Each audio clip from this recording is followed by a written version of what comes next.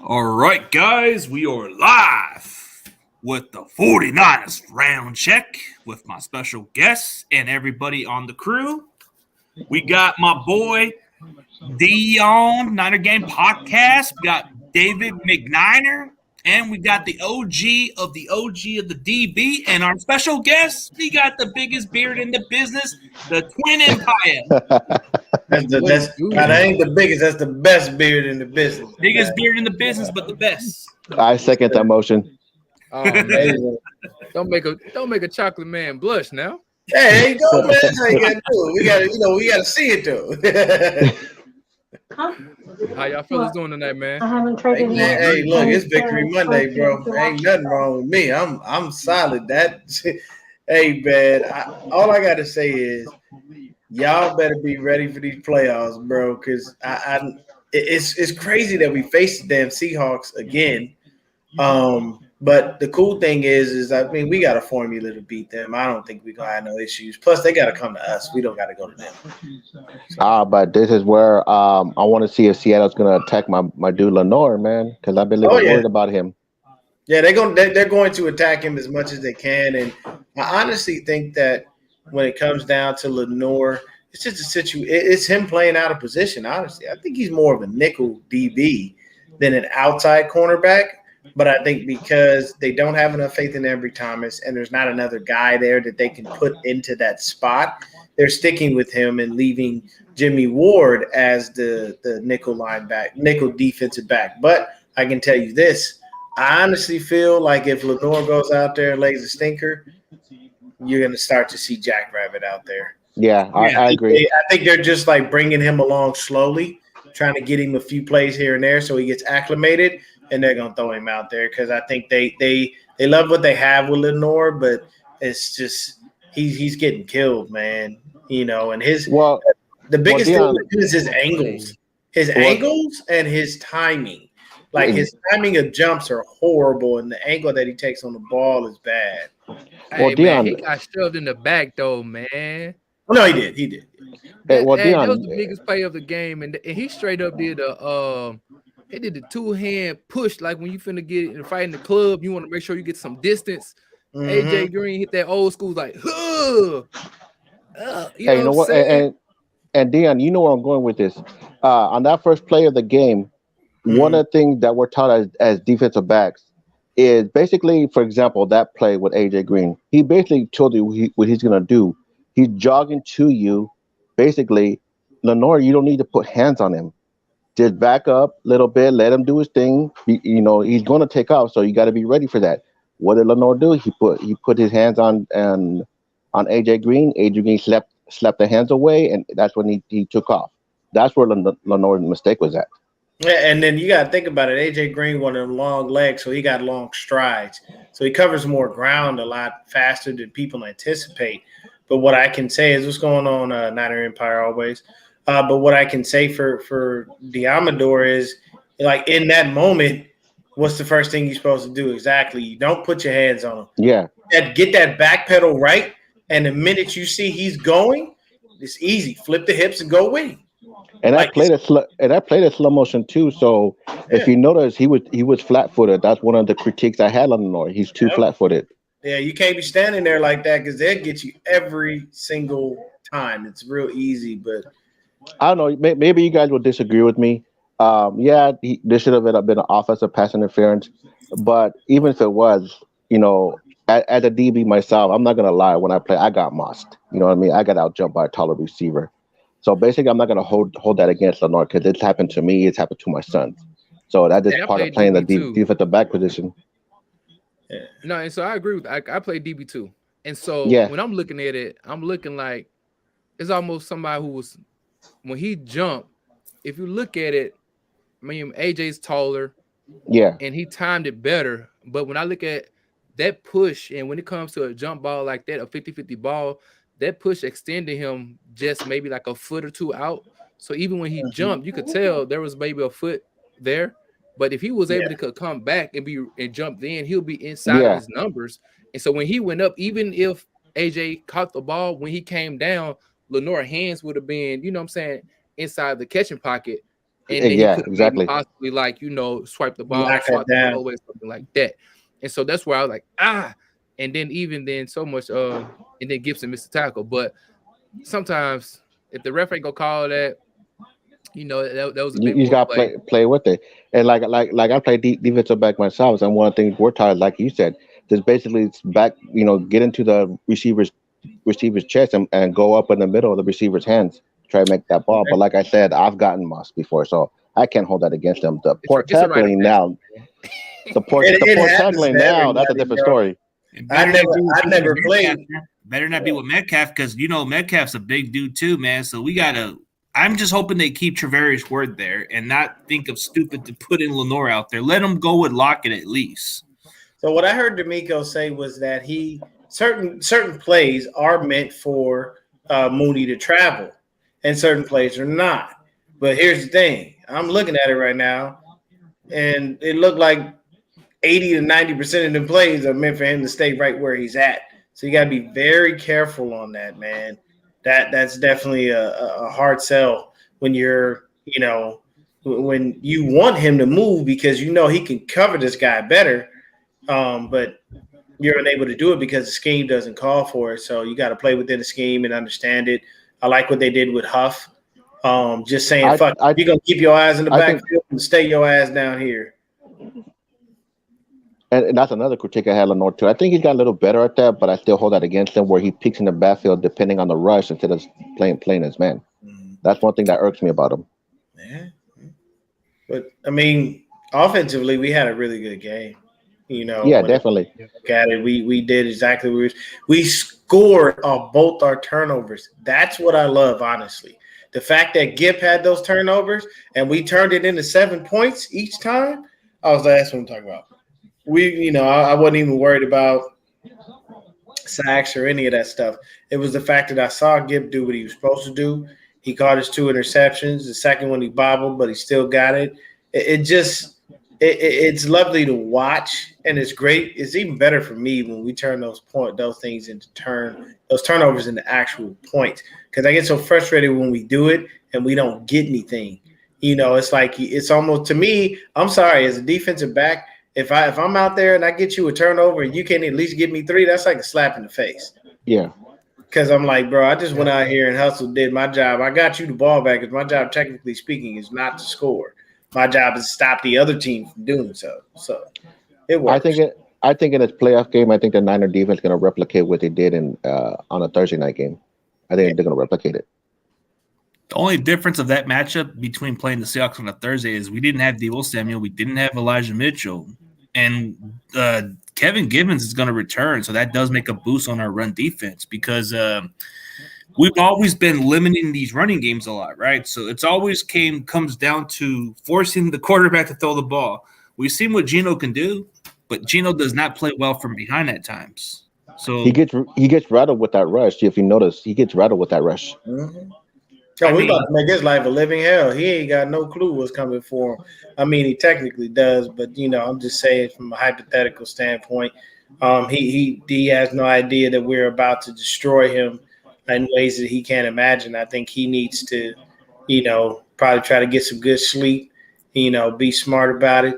Probably not have sex for a few days. I know they say that makes you boost your testosterone, and boxers do it so that they angry as hell, something like that. I don't fucking know.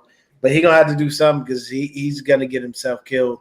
Like there's definitely gonna be a serious pass rush. I'll ask Dave this, and then I want to hear from Twin too. What did y'all think of Kinlaw's performance? Because he just looked average to me. I honestly think he's been pretty average. I mean, when it comes to playing inside, right now our best inside guy is Armstead, but then T.Y. McGill is our second best guy. Yeah, he's raw. And I mean, Kinlaw, I've never been really sold on him. I mean, I've seen games where it's just like, dang, he's a beast.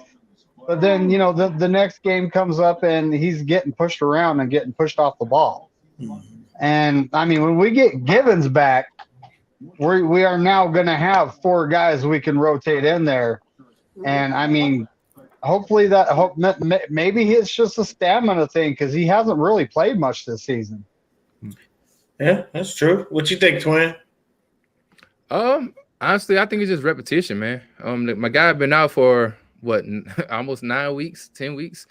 And with a player of his size, you just got to get more. You just got to get comfortable with your timing, with your technique. I think it's been 2 games. The first game he only had 15 snaps, I believe. So he didn't get a lot of repetition. And a lot of times, I believe you just got to get comfortable with your D line and what Chris Kaserik is playing.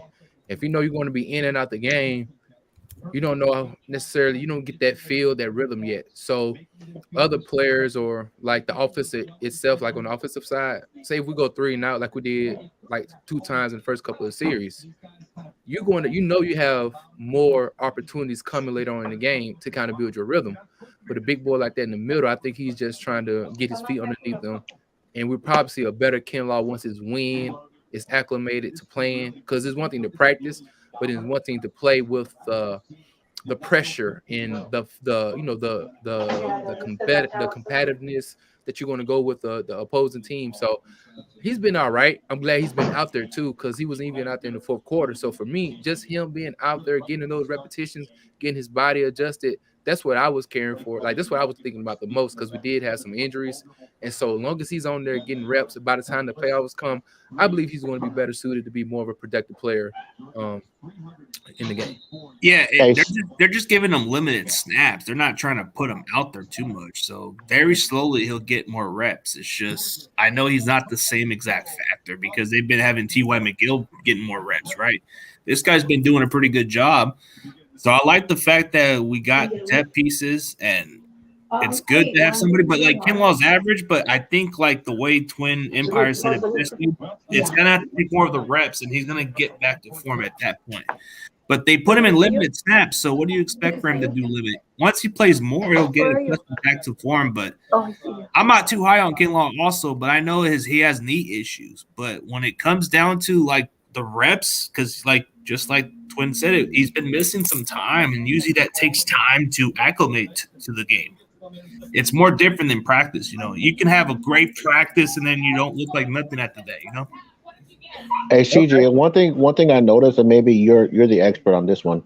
I know what people are talking about now when they say Kinlaw's too high when he's going on a rush. Maybe you can educate me on why he's so high. He uses his God-given strength too much. That's the problem. He needs to learn how to be more low a little bit. He doesn't. I think for me, for what I've seen from Kinlaw, is he's using that strength too much. Like, what people don't understand is you can't bull rush every play. This is it's not logical. Somebody's going to see what you're doing and find a way to beat you.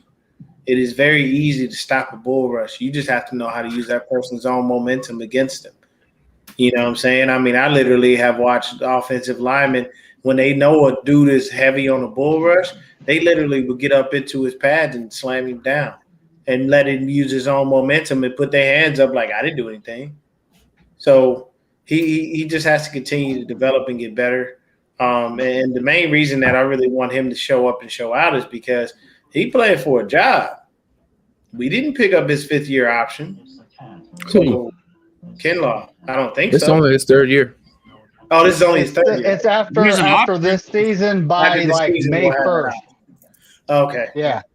But I mean, either way, you've been here and you've only had maybe a year's worth of health, year and a half, technically. So, you know, it's a frustrating thing for me because we wasted a 1st-round pick on the guy that we knew had issues. But it's just the 49ers motto. We love injured players. So it's going to be hard, man. And yeah, to your point there, who said that? Somebody. Oh yeah, he was talking about John Jay. He was talking about how Noah was running his mouth. I'm trying to get Noah on my stream, man, so we can do a little. Dude, tune in the afternoon on the NFC West Network. We're gonna have it early, like at 12:30. I'm gonna have a one-on-one debate with him because we're already gonna do a little debate talk. Yeah, because he has a work schedule, but I am going to pull a Stephen A. Smith on him. Yeah, man. Because I honestly was trying to get him and Steezy, and it's hard for me to get both of them. You know, I mean, Steezy, so he'll reply, but he gets so busy, it'd be hard to catch him and like get him and be like, all right, cool, we got this. Oh, I'll text him. I got their numbers. Yeah, I'm just trying to see if I can get them on so I could, have a nice little perspective from them. But I honestly don't think that this game versus the Seahawks is worth much. It's unfortunate that they have to face us a third time. We didn't kick their ass twice, and it's going to be unfair when they lose again on Saturday. But so do you want me to just get those two guys on? We can get Noah. Yeah, I was just looking for Noah and Steezy. We can do a 2-on-2 with them on your show. Yeah, exactly. That's what I'm looking for. I can do it. Think about the last game, though. So it was a Thursday night game. Mm. It was at Seattle. Mm-hmm. So we were on the road. You know, it was a short week. Now we have a full week to prepare. And we're healthy. And we're playing at Santa Clara, which we've actually been playing really good football this season at Santa Clara. The only difference is we didn't have Deebo Samuel or Elijah Mitchell. Givens was out that week because of the injury he had, I believe. Yep. And a lot of the guys like Kinlaw wasn't. I think Kinlaw was like barely coming back after the following week. So.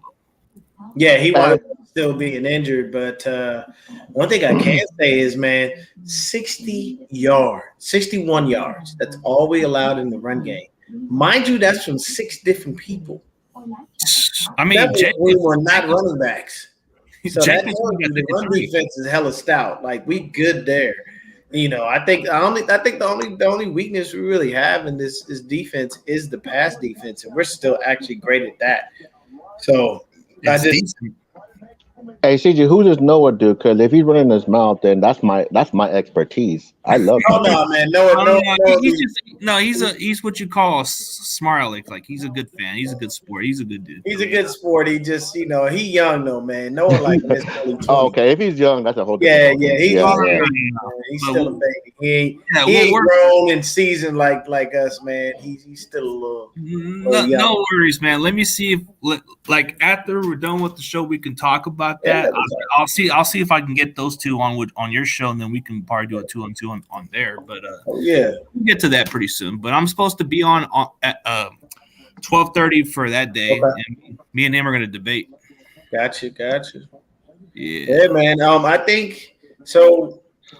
For me, when I'm looking at it, we go in there full go with everybody. Like nobody's missing. Have y'all noticed that? Nobody is missing. Like I know the only person that I know that's missing that I miss is Trey Lance. And Mosley. And Mosley. Yeah, Mosley. Oh my God. He was having such a great year. He was. That turf monster came and got his ass. Killed it. I think we're missing more pressure though, honestly. I think our we do.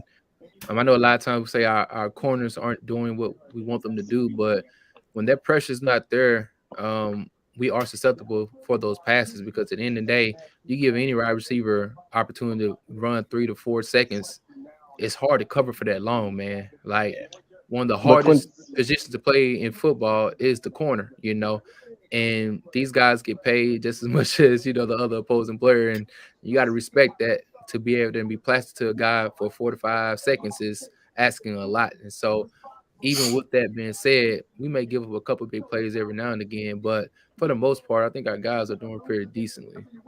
But Twin Charlie, you got to agree because, like you said, you play the DB position.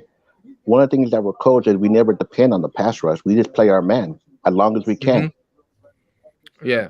I mean, it's true. But then again, how we play our defense, sometimes we're in man, sometimes we're in zone, and sometimes you're passing somebody off in the zone. And so, if you play in the zone, somebody could be in your zone for 2 to 3 seconds. But then when they're coming out that zone, and then you got to worry about you reading 2 positions or you have 2 routes coming to combination in your zone where you was thinking you holding for 3 to 4 seconds, but now it breaks off.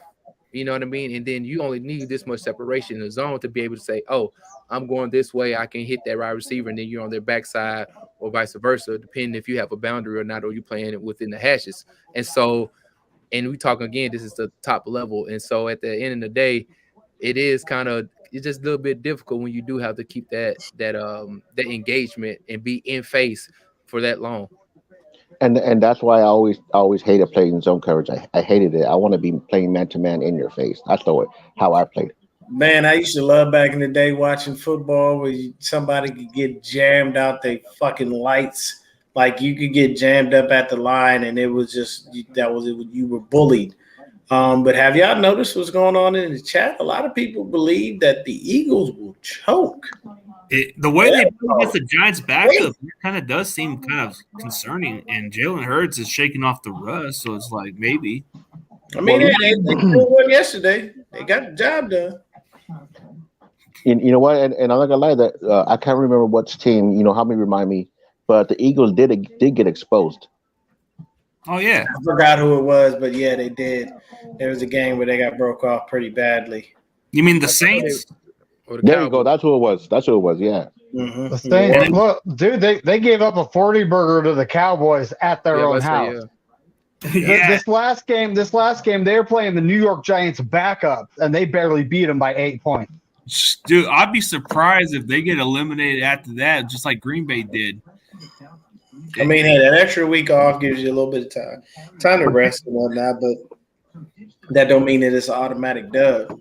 But I did hear it hurts the momentum a little bit. It hurts the momentum a little bit because you want to continue on. Yeah. You don't want to just be rested. But I did hear right now talk about Nick Bosa was saying even with the 49ers, he's saying like sometimes you can kind of get mundane playing, knowing that you already have a solidified number 1 or number 2 position, and it's sports. So mentally, you kind of be like, I'm playing, but you're not really up. And I do believe that's one thing that people got to be wary about. It's like, hey, they know this game going to count now, and the stakes are higher in this playoff atmosphere. Playoff atmosphere is not like the last game or 2 games where these people are playing. Some people are playing like, third, fourth stringers or just trying to see what they have for next year. And these other teams are literally out here playing for it all. So I don't want to get, I believe we can beat them, but we definitely got to be careful because that defensive line is still nasty. Like they pass rush is still there because even though the team, I think when they're focused, they still got a good DB group. They got some decent linebackers, but their front 4 they got, you got 4 guys with 10 plus sacks. I don't care nobody say. Hey, that's in the playoffs. That's what you want. You want to put 4 guys out there can go out there and get double-digit sacks, man. And that's something that's scary. You know what I mean? And you know what? I really hope we go against the Cowboys because that game is so personal. Seriously. Oh, my house will be a war zone. Yeah, exactly. Yeah, my wife is a Cowboys fan. She's not playing about it. She was like, "Oh, I saw you won the other day." I'm like, "Yeah, and you lost." She was like, "You had to say that." I'm like, "Yes, of course. I definitely had to say that." You think how the Eagles played like trash? Man, do you see the Cowboys lose to a backup quarterback? Who's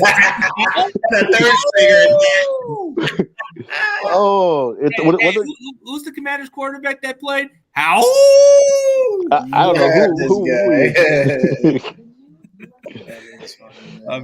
I just had to say that. Funny. I'll ask this question: Who was that guy for you on offense yesterday? Who said, you know what? I'm that guy and I'm taking over. Let's go with Twin. We'll rotate around back to me. So my bias, I ain't gonna say it's a bias, but man, I love seeing. Well, all right, I'll let y'all have that one. No, go ahead, bro. Don't pull nothing. Say what you want to say. Because I want to split them in half and like make 2 people, but I can't, so I got to pick one. So I said, well, go ahead, pick 2 people. Ain't no rules, regulations. So I've been a big fan of BA. So big up to our number 1 wide receiver once again, showing out and letting them 1,000 yards. Yes, sir. He got that stack. You know what I'm saying? He's only 13 away from the greatest of all time, but that's neither here or there. I like how you try to slide that in there real slick. Gotta make sure you give credit to the GOAT, man. When people say, I got 1,000 yards, like my man got 16 of these boys, but that's a whole nother level. But let's get back to the young pup out here doing this thing. I love what BA has done, which is just consistency. You know what I mean? Everybody kind of thought with Debo getting that bread, and we thought with Trey Lance being the quarterback that he would be featured more. And though Trey Lance wasn't necessarily the quarterback, I think his natural route running abilities and his ability to run the whole route tree, even though we don't necessarily see him do a lot of those deep posts and those deep goals and those deep flag routes. I know it's in his bag, but I just love his consistency. The way that he has blocked this year. If anybody watched the film and all 22, you see your boy Brainard, you got there running down the field, doing those second and third level blocks, man, and I love it. And then my last guy would be Elijah Mitchell, man. I have no issue or no qualms with Christian McCaffrey. I think he's a really good running back. But he ain't no Elijah Mitchell. I love when Elijah hits somebody, he lean forward, he fall for it. The power moves for it. You know what I'm saying?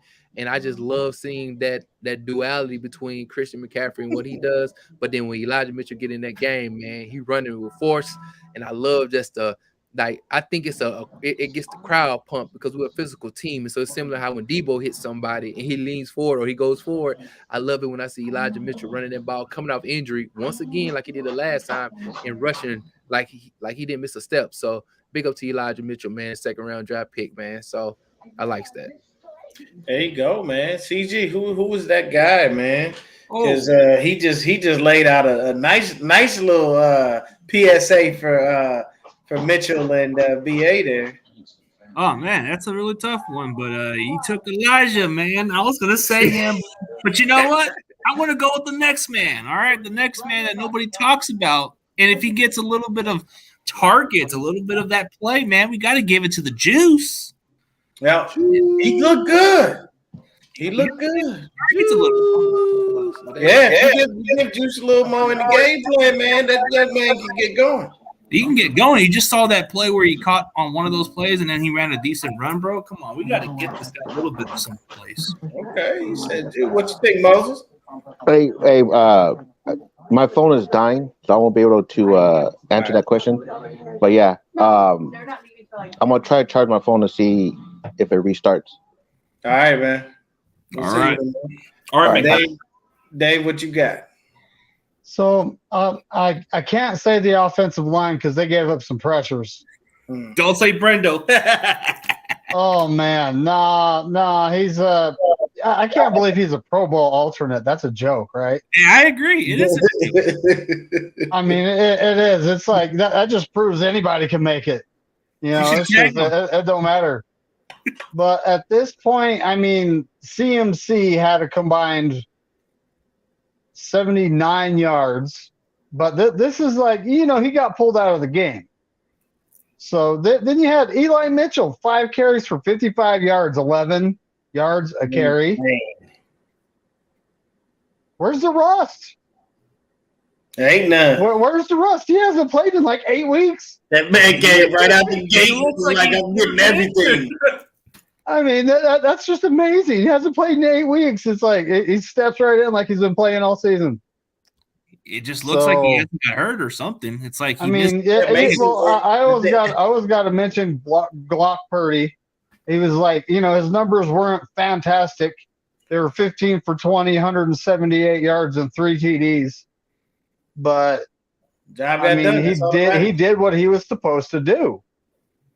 So, and he looks poised in the pocket. He's calm. He's not jittery like Jittery G is. He's not, you know, holding on to the ball. Well, he did actually hold on to the ball instead of throwing it away a couple times. I have to talk. You know, there was a couple sacks where he could have gotten rid of the ball.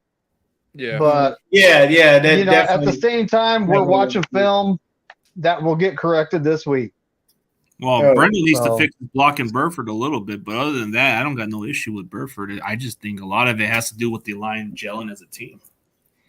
Hey, and David, I know you were saying something about Elijah Mitchell. I think last year he led the National Football League with like 10 plus carries.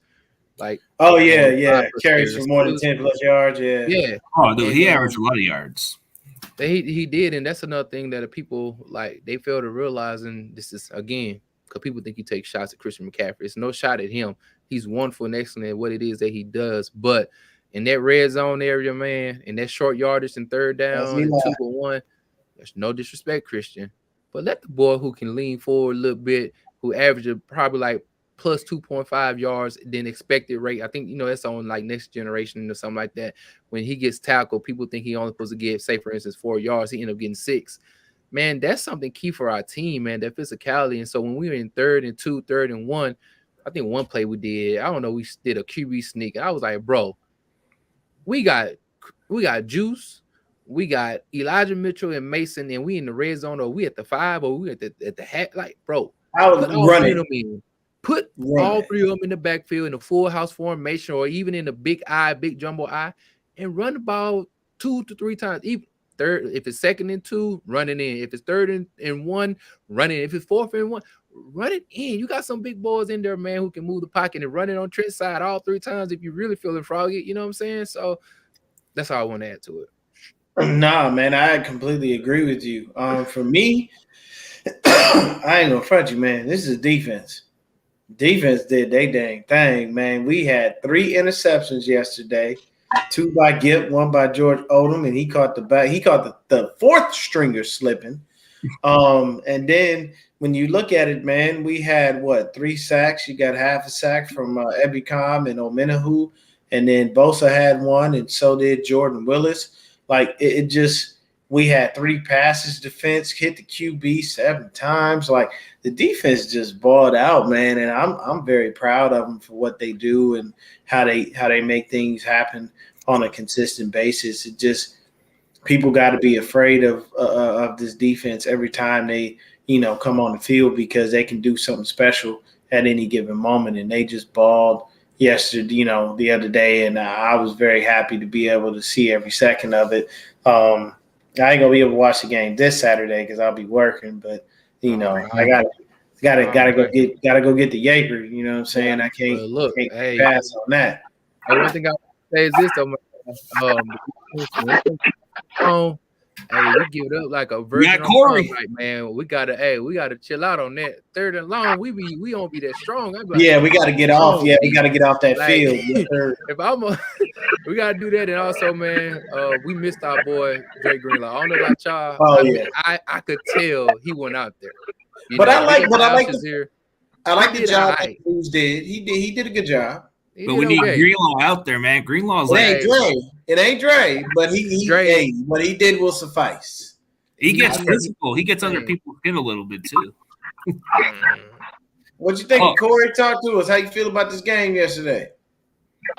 I feel great. I love it, and can't wait to beat the Sea Chickens. Oh, the Sea Chickens! We're gonna take them down. We going ham on them, man. Hey, you want some chicken from KFC? You want to beat them Sea Chickens, bro? Come on, let's get that. Yeah, I'm a little bit. We can't hear you. Yeah. Hello. There you go. Can you hear me? Yeah, now we can hear you. Yep. What were you gonna say? I said I'm reason why I'm a little late because I was in dialysis class. Oh no, you're good. They don't have no good reception there. No worries, man. What matters is you're here now. But as far as our defense, man, despite what happened with Lenore in the coverage play, that 4th and 4 play, dude, that tackle on the backfield was, I have to say, that was fantastic play. Mm-hmm. I mean, he was just, I didn't even see Lenore coming from that distance, but he read that play and just tackled the backfield, bro. Excellent tackle. Has anybody noticed how Ray's been getting off a little bit more? Like he's seeing the field a little bit more clearly as he's taking these punts and these kicks, and he's able to make some moves, man. He's doing very well. He looks to be a good pickup from the offseason. At first, I think the beginning of the season, it was a little shaky, but after that, he's calmed down. What was you going to say to him? Go ahead. Now, I was going to say, but says pickups to Burks, George Odom. Oh, yes. A lot of those guys, Mason on the punt coverage or the DFF coverage team. Womack. A lot of them dudes out there be doing the thizzle, man. They be balling, and they might not get the pub that they deserve, but we all know what happened last year when it comes to special team. We all know how many times we were pulling our hair out, talking about what in tarnation is going on with these 49ers. I think we were ranked 29th in special teams last year, which was horrendous.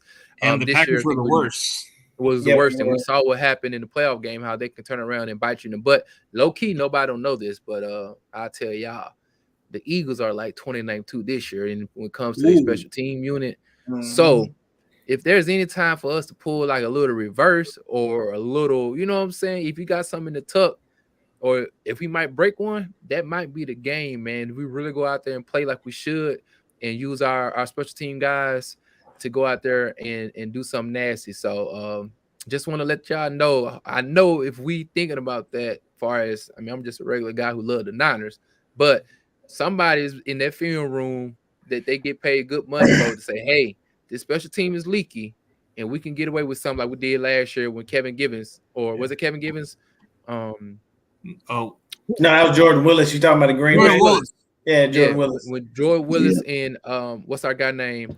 Jimmy Ward worked together in unison to block that kick, man, and end up transforming our whole playoff. So just want to throw that out there. Oh, there was a play where Kinlaw did block the field goal at one point. Yeah, you just got to. It's those things are all about the right push and the timing. Like if you can do it right when the ball is directly snapped, it makes life easier for you to be able to try to interrupt those plays and make a big play on it, man. What's going on, Bolts? I see you out there, man. And they did probably mail it in, versus the Commanders. Me personally, I can tell you this: divisional games are always the toughest because you face these people 2 times a year and they know you. And I tell people this, and some people think I'm crazy, but if you look at Kansas City, who do they mainly struggle with? The people in their division. Why? Because they see them twice. They already know what the fuck is going on. The Chargers give them a run for their money, and it's funny because the Raiders usually give them a serious push. Like the Raiders give them all kinds of problems. Why, I don't know. But, especially with the defense that trash, but it is what it is. But I see from us going forward, at least NFC Championship at a minimum. There's no less than that. I think it's either Philadelphia. I think that's what they want to see is the Niners and Eagles play each other. I think depending on how the Eagles shake those weaknesses, bro, we'll probably see them in the championship more than likely. Yeah, definitely so, man. I think, okay, if we were to go to this roadblock, I know this is not going to be a walk in the park with Seattle because a third time can be a lot difficult, but the best part is it's in Levi's. We play a lot better at home than we do on the road. But here's what can happen possibly. Okay, so for our road to get to the conference to the Super Bowl, right? So let's say hypothetically we beat Seattle and it becomes a history making since decades ago that a team's got beat 3 times. So we get past them. I think we'll either play the Vikings, which they want to see that game, which is possible. Maybe the Giants pull an upset, but I think realistically it might lean towards another team seed. The Giants will either play the Eagles and we'll either just play whoever in that other spot, because I think Giants can easily upset the Vikings. So Vikings just have a little weakness. Something about Minnesota just concerns me a little bit. It's Kirk Cousins. He's trash. Like I tell people all the time, and everybody looks at me and go, oh, well, he's not trash. Kirk Cousins pads his stats so he can get paid. That man ain't looking to go win no damn Super Bowl. In Minnesota, you can keep right on paying them and keep kicking yourself square in the ass every year because you're not going anywhere. There are some people that you look at and you go, this guy's hunting for a Super Bowl. He's really going to take you there. He's going to get you over that hump. He's going to get you to the mountaintop and you'll be celebrating victory. And there are guys that you go, he going to make sure he makes his money. And Kirk Cousins is one of those guys. He's the latter. He knows how to make sure that he puts up the correct numbers to continually get paid. He done robbed the Vikings for how much money? Almost $100 million now, and still ain't brought him shit in the time he been there. I'm sorry. If after a couple of years you ain't brought me no Super Bowl, we need to have a talk. And you definitely can't come to me and ask me for no damn money because you can't even get over the hump in the playoffs. Like that's just my mindset. If I'm a GM, I'll give you a couple of years. Yeah, because you got to build the team around you. There's a lot of things that happen. But after those couple of years, if you ain't – Kirk Cousins hasn't even taken him anywhere near an NFC championship game. Not even close. Like one playoff win. Not even close. And you continually are paying this dude? Like I get that there's a shortage of quarterbacks that are going to be great. And I understand that you want to make sure that you have the right guy. But he just doesn't – Kirk Cousins knows the business. Sijin said it best. He's a smart businessman. He's just a moneymaker. He understands it, man. If I put these stats up, they got to pay me. So what am I doing? You know, I mean, I'll guarantee Kirk Cousins probably got the coldest retirement plan ever. He's sitting there just investing that money, flipping it, doing whatever he wants. I don't doubt that he being smart about it, you know, but it's just the fact that the Vikings is stupid to keep giving it to him because he's not taking them anywhere. Well, what other quarterback can they get? I mean, they have to. Look, man, I don't give a shit. If I done gave you $84 million fully guaranteed over 3 years and you ain't brought me a Super Bowl, you can kiss my ass and get the fuck on. I'm not giving you more money because I just gave you $84 million guaranteed and nothing has come of it. Like I understand the circumstances where it may possibly be, the defense didn't play well and things of that. But either way, if I give you that kind of bread, I expect at a minimum to be a championship contender every year, and they are not. Nobody over the season going, well, watch out for the Vikings. They're going to be great. Not with Kirk Cousins, but to be fair, man, there isn't many franchise quarterback you can get. They don't grow on trees, and Kirk Cousins isn't your typical franchise quarterback, like you said. But he's winning games, even though it don't matter at this point when he goes to the playoffs. I get that part, but what other quarterback can the Vikings go to? Shit, man, it's real simple. Come to us and give us a first round pick. We give you Glock Purdy. That would be I'll tell you right now, if somebody comes to the Niners and they offer a first round pick for Brock Purdy, you better pull that fucking trigger. You know how rare it is for you to flip a seventh to a first? That'd be rare. Never happens. Say Purdy gets us to the NFC Championship game. He plays well, but we just, we come up short. God forbid, because I want us to win, but we come up short. And the team looks and goes, hey, man, I know you still got Trey Lance, and I'm pretty sure you believe in him, but this kid Brock has been out there proving it. I like what I see. What will it take for us to get him off your hands? And if somebody comes and says, hey, I got a first-round pick for you, deal's done. I still got Trey Lance. I would honestly wait a year because, I mean, we have the guy for 4 years. He's still under team control. And is it 4? He's I would sit on him for another season and make him give us a first, and a second, or a first and a third. You know what I mean? Be like, no, we like our quarterbacks too much to give them away for a first. And then, the next season. Yeah, we want to up it up a little more. But let's say hypothetically, Purdy makes history. He wins that Super Bowl. You look at the history of then his market value is going to go from a first to a third and maybe a little bit more.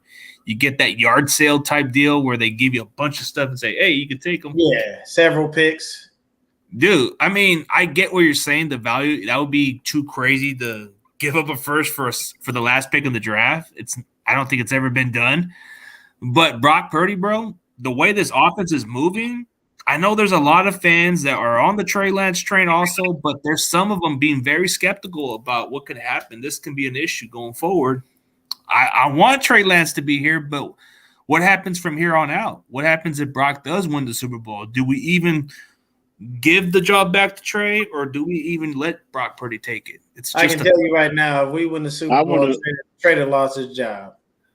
That's what I'm saying. There's no question about that. I mean, it's unfortunate, but that's the hardest question for us. I support Trey too, but I'm just saying that's a tough one. The only thing you can have that's comparable to this is the situation with Carson Wentz and Nick Foles. Here's the issue. Carson Wentz did the whole fucking job. Nick Foles just had to clean. The issue there is they had already paid Carson Wentz a handsome ransom. So you can't pay two quarterbacks that kind of money. And you can't keep Nick Foles there because you already know he's a free agent. He's going to demand a lot. So you don't turn around therefore and franchise tag Nick Foles because you want to keep him there because he's costing you too much money, along with Carson Wentz costing you too much money. Then you handicap the team in a salary cap hell. So in this instance, what you do is with Purdy, if he wins that Super Bowl, you're going to give him that starting job. You're not going to take it from him. Kyle can play all the mind games and say all the stupid shit he normally says in the offseason, which drives me absolutely insane. But it's going to be a situation where somebody will be like, well, hey, Purdy won the Super Bowl. Is this his job? Well, we don't know if we're going to be able to live tomorrow. Kyle, answer the fucking question. Okay, knock it off with the bullshit.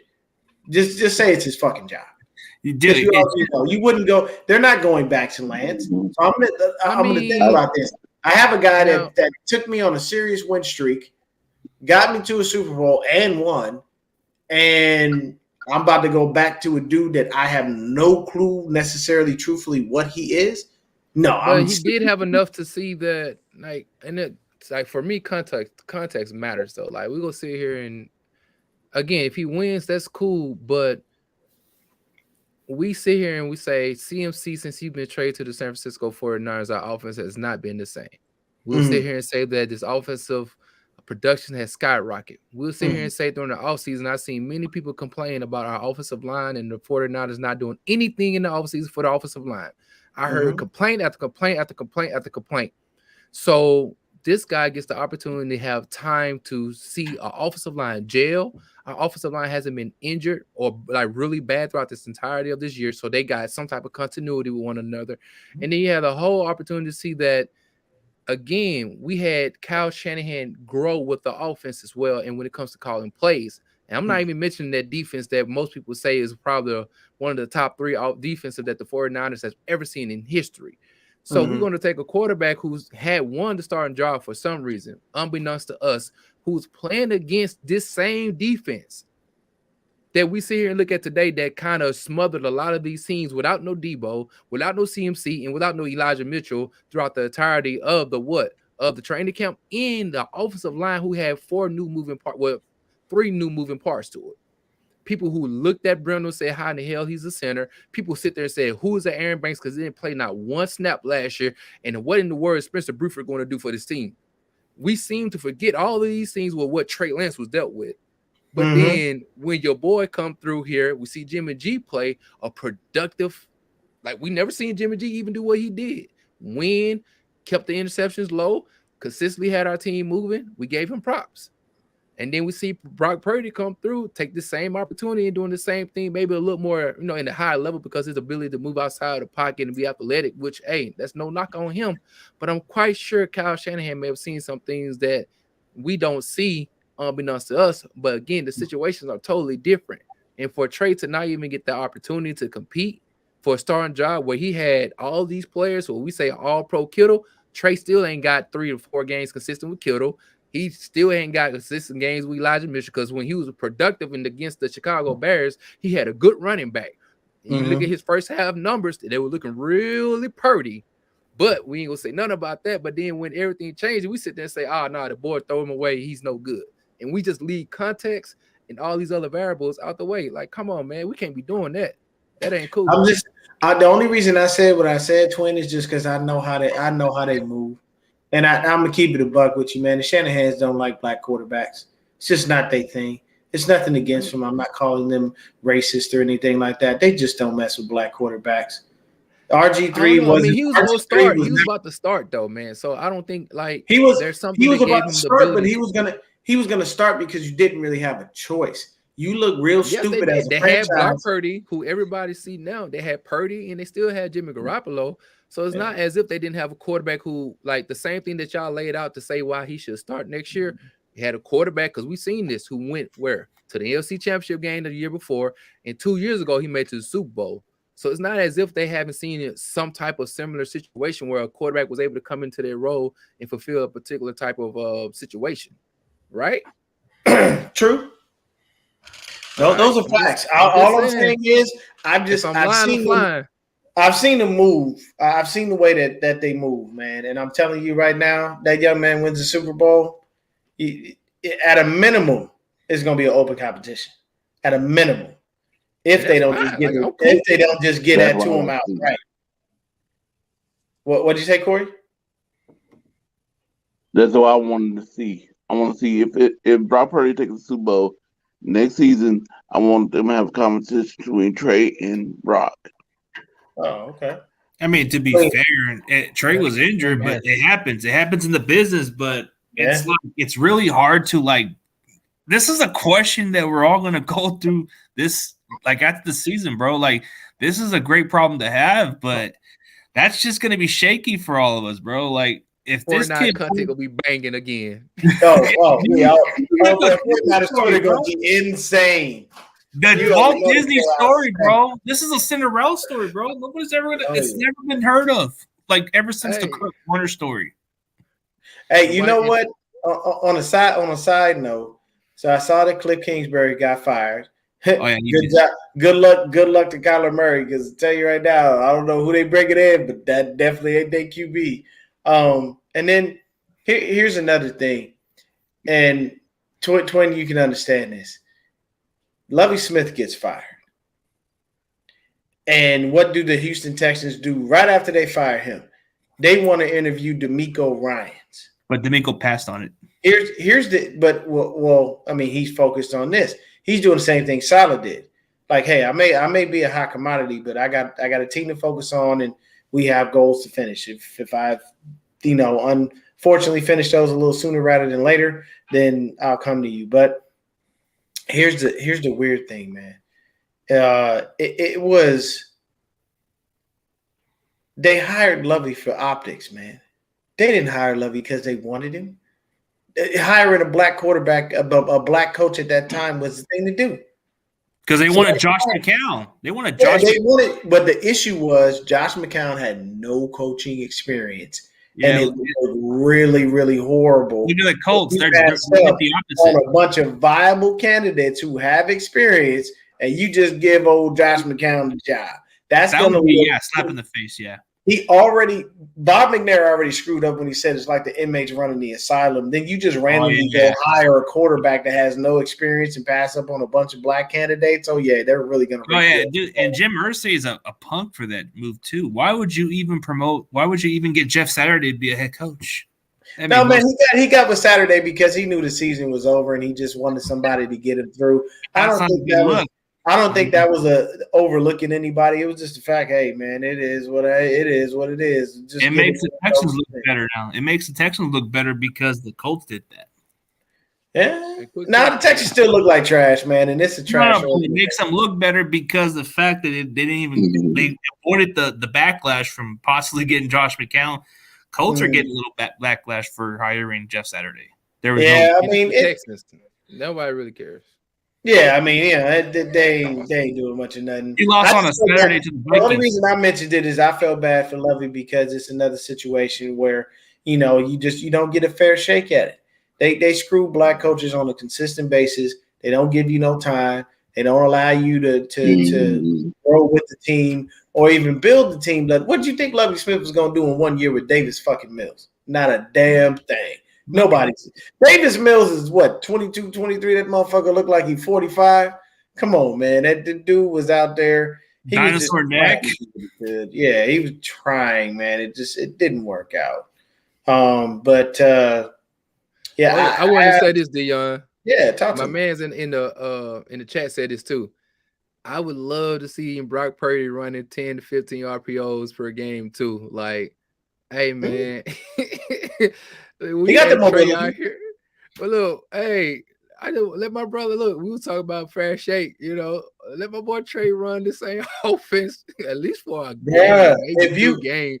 Let him not be out here get teed off. You know what I'm saying? He ran him to the ground. Wrong. It killed me when Trey was in. We were run, and the minute Jimmy came in, pass. And I'm like, how does this make? Trey has a better arm than all of these quarterbacks combined. How is it that we can't get him to throw the ball? Why are you not doing it? People going to say, well, he misses the short flat route. But even the first game Purdy played, he missed a wide open Brandon Ayuk on the flat. It's like, bro, don't see. I can sit here and show you passes that he missed too. And did Trey miss some passes starting off? Yeah, but the game with Chicago, he didn't miss those passes. He was digging and dunking. He was doing good. So only until the monsoon came, he started messing up a little bit. And then the running game was stifled because Elijah got hurt, And then in the game with the Seattle, we had just finished running the ball like crazy as far as with Debo and Wilson was doing pretty decent. I think he had like a 5.2 yard per average. That's why we was like, keep running the ball with Debo or why not? With Elijah, not Elijah, but Debo or Wilson. Why are you running your quarterback like that? We getting, good yardage. And all I'm saying is I just would like to see this guy get a playbook that the other two guys use. and let him throw the ball around for a little bit. Then let's see. I mean, that's when I think we can really make a good judgment out of it. But if you win the Super Bowl, you do get grace. You do get mercy. I mean, it's been almost 20-some years. I ain't gonna lie to you. After we win, I probably won't make another argument to defend nothing because I'll be too busy out here with one of these for the whole spring. Like, what you doing, bro? I'm celebrating every day. Hey, I'll tell you this. So, Sajin, you were saying you think that the Chargers should charge the Rams for rent on the stadium. I'm going to give you a tidbit of information. You can look it up if you don't believe me. The Chargers only pay $1 for rent any damn way. They don't even have to pay much. The rent on that stadium is all on the Rams because the Rams owner tried to be sneaky and underhanded and do some like the roommates. Shit. And what happened? It backfired right in his face. So now the Chargers only pay $1. It's like a roommate. Year like a roommate who only pays very little rent and you just pay a little bit of the rent. Mm-hmm. That's what they are. Yeah, so they don't have to worry about that. That part is easy. They're like the freeloaders. Yeah, go ahead. You know, I live in St. Louis, so we felt the situation was close to home when he dipped up out here. Just so y'all like it was like I was able to see the 49ers play here at the stadium, you know, at the dome. So when they left, I ain't gonna lie, I shed a little thug tear, you know what I'm saying? But 3 months ago, he had to pay like $975 million back, you know, to the city of St. Louis. And so, like, you know, he got bread, you know what I mean? And he ain't hurting for $1. He ain't hurting for money, man, at all. But he just, so I wouldn't be surprised. It looked, man. Money. The one thing I learned working in Beverly Hills was the rich like to stay rich, and they're very frugal. So though they have the money, they don't want to spend it in the ways that they don't see fit. Unfortunately, in this instance, hey, screwed yourself, you screwed the Rams, and there it is. You stuck like Chuck with this situation. But man, this is going to be a beautiful game on Saturday. I think that we come out victorious. And I think this is a little bit closer than what we normally anticipate, only because it's our third go-round. And usually it's a little bit harder when you got to go against a team 3 times. You know, they kind of give you a little bit of hassle, a little bit of fits. But honestly, I think it's going to be a wonderful game. And believe you me, man, you know, it'll be us moving forward in the playoffs, to tell you that much. It will, because, you know, we're going to get some guys that they didn't play the previous time. Because, you know, when we played in Seattle – we didn't have Elijah. We didn't have Debo. Kevin was out, and Kinlaw wasn't even on the field at the time. So it was like I think we're going to have a lot of key pieces back, especially Aaron Banks. He should be returning this week. He's practicing. Yeah, even if he can't, man, Brunskill is a Swiss Army knife. Man, I got to give him props too, man. That dude can play any position on the line. I hate him at center because he's trash. But honestly, he does really great at any guard or right or tackle spot. He does pretty good. So I can appreciate his production, man. Shout out Daniel Brunskill for going in there playing left guard and making it happen. You can put him at guard or any of those guard spots, tackle. He's done pretty decent at that spot. But center, nah. I'd rather have him at right tackle than Mike McGlinchey. He's better at pass pro. Dude, Mike McGlinchey, I know how some people feel about him. I know he still needs to step it up a little more, but he hasn't really like in the last few weeks. He's kind of been okay, but yeah, he's looked all right. I ain't complaining about him right now. I'm just saying, you know, long term, it's definitely some confusion. I'm pretty sure he'll hit the free agent market, and then we'll you know, if he doesn't find anything that he likes, or somebody doesn't drop a nice chunk of change in his pocket, he'd come on back. But either way, I think the Niners are prepared for it. I'm pretty sure they're probably trying to, you know, figure out who the right tackle is going to be. Because I mean, you honestly could put Colton McKivitz at right tackle. He played all positions on the line while he was at West Virginia. Yeah, he was decent there. Yeah, he was decent. So yeah. So what were you gonna say, Corey? I know we didn't give you a chance to speak, man. My bad. You there? I was going to say, you know, yeah, I'm here. Okay. Yeah. Can you hear me? Yeah. I was going to say, I want them to use Trey Lance like they use Steve Young. You know, you go out the pass. And if you had to use his feet, use your feet. but mostly he went out there to pass, wasn't to use him as a running back. You know, they let him throw the ball. That's what I want to see the 49ers do with Trey Lance. Let the man throw the ball. Yeah, we all agree on that one. I want to use him as a running back all the time. That's the problem. They try to run this kid to the ground like they did with RG3, like he did in Washington. That doesn't work that way. Got it at least. I mean, if Shanahan realizes that if you use Lance, what were you gonna say? My bad. I say if they keep on running him like that, he gonna wear him down. He ain't gonna have a long career. Yeah, he won't have a long career. Yeah, you're right. Yeah, those hits are gonna be like it's gonna lay a toll on him, and then he's not gonna be the same. So it's like, but Shanahan just doesn't know how to like he doesn't know how to develop his own quarterbacks at times. And now you look at Brock Purdy. Okay, Brock Purdy only came into that last pick because of Brian Griese. I think if anybody has more credit to the quarterback development for this year, I think Brian Griese needs some props for that, man. Like he goes from coming out of the college. Retweet my tweet, baby. Yeah. Mm-hmm. Oh yeah, you were tweeting that too. I believe you did. Yeah. Yeah, Griese has done a fantastic job with the quarterbacks all year long. And you know, the one thing that I can say is, and I appreciate this, he's probably been the realest out of all of those coaches, because he never fell for the Jimmy G bait all off season. Whenever anybody talked to him, I asked him questions. Hey, I'm working with Lance. We're moving forward. We're getting better. We're doing this. We're doing that. And it's always everybody would try to bait him into them Jimmy G conversation. He's like, well, he's over there. I'm like, I don't know what he's doing. Shit. My focus is the quarterbacks that are on this roster that I need to get ready. And it ain't on the guy who ain't going to be here or possibly may not be here, you know. So I just appreciate that he never bit on that, and he stayed focused and did a great job. But yeah, Twin definitely put that out there that Griese deserved. But consistency, man. And we gotta give, like I said, whether it matters.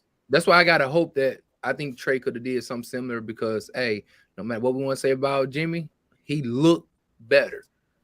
We never seen Purdy in the running a pro style offense, but he looked better than most people who was looking at his film coming out of Iowa. They were like, yeah.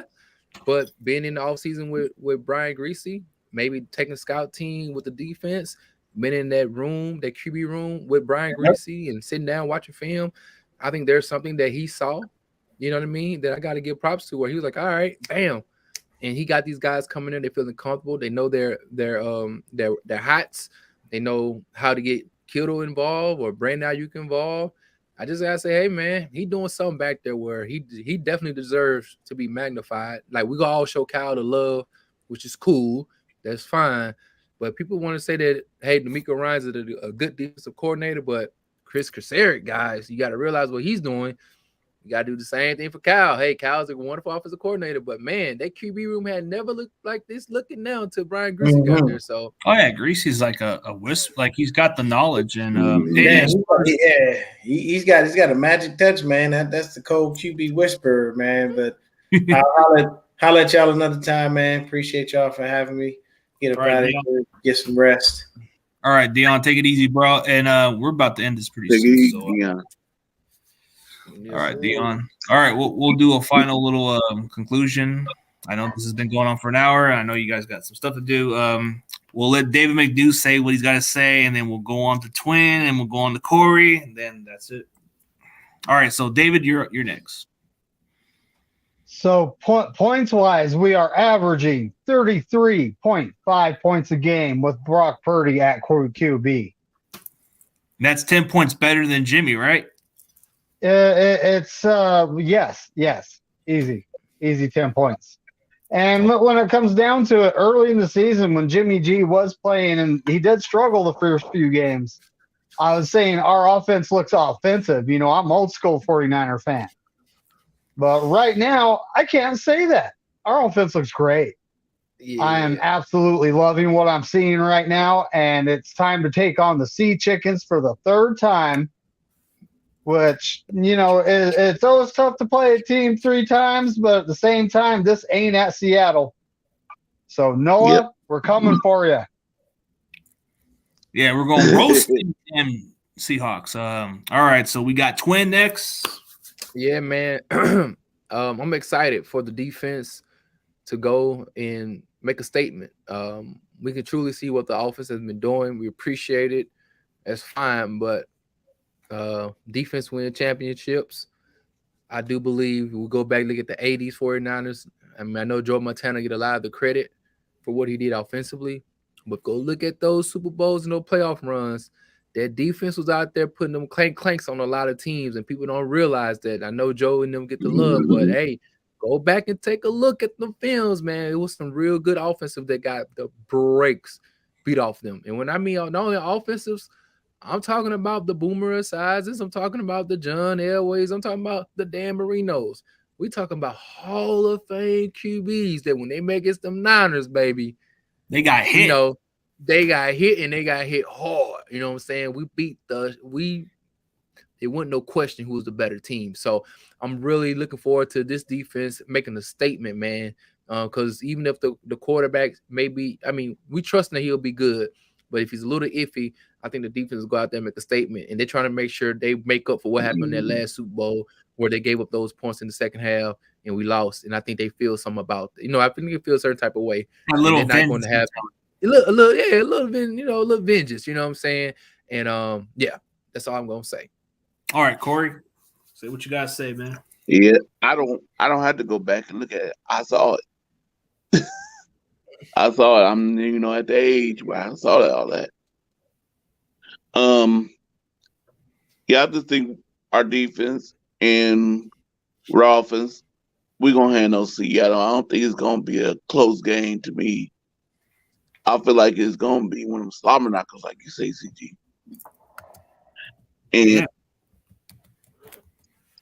And one more, I think, Minnesota fans feel the same way as we feel about Jimmy. They don't like Kirk Cousins. Kirk is he's a system quarterback, if we're being honest. Like, he can excel, but and Seattle defense ain't that good against run. And look at that, we got Mitchell and CMC and DMD and Debo. So I think we're gonna give that defense a terrible time.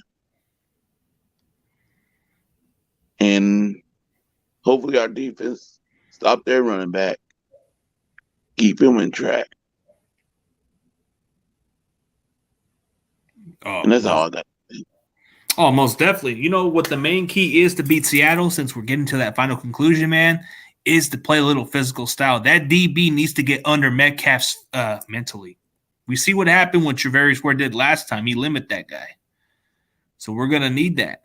We're going to need that mind game, mental aspect. Like if we can get under DK Metcalf mentally, the guy loses it, right? So that's going to be the main key, is if we can limit DK Metcalf. I know Tyler Lockett's going to have his targets here and there, but their running game, we can slow down that running game. If we limit to the way we've done it and we pressure Geno, which Geno doesn't do too well when he plays from behind, we should be able to get this W. But we're not going to overlook them, so we'll see what happens. But we're going to make some history, boys. It's been since 11 years or 12 years since a team's got beat 3 times in a season.